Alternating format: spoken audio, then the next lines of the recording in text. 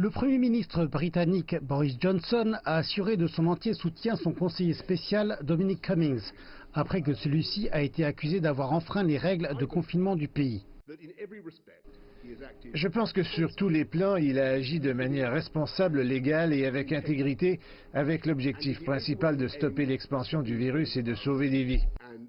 Cummings et son épouse ont effectué plus de 400 km en voiture avec leur jeune fils pour se rendre à Durham, dans le nord de l'Angleterre, à un moment où ils auraient dû rester confinés. Cummings a déclaré n'avoir commis aucune faute et expliqué qu'il s'assurait qu'il y avait quelqu'un pour prendre soin de son fils au cas où lui et son épouse devenaient trop malades pour s'occuper de lui. Cependant, de nouveaux rapports ont émergé qui montrent qu'il avait aussi effectué un voyage d'une journée dans une destination populaire près de Durham après sa guérison et qu'il avait effectué une autre escapade dans le nord après être rentré à Londres. On assiste par conséquent à des appels croissants réclamant sa démission, aussi bien depuis les rangs de l'opposition travailliste qu'au sein même de son propre parti conservateur. Je pense que c'est la question de quand il devra partir plutôt que celle d'un si. Je pense que sa position est intenable.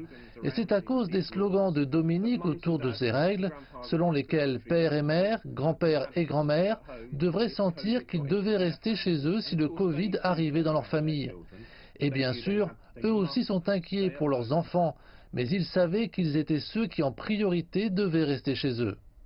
Et il devient plus difficile de défendre Dominic Cummings auprès du public britannique. Celui-ci est soumis à des instructions de confinement total ou partiel depuis plus de 2 mois.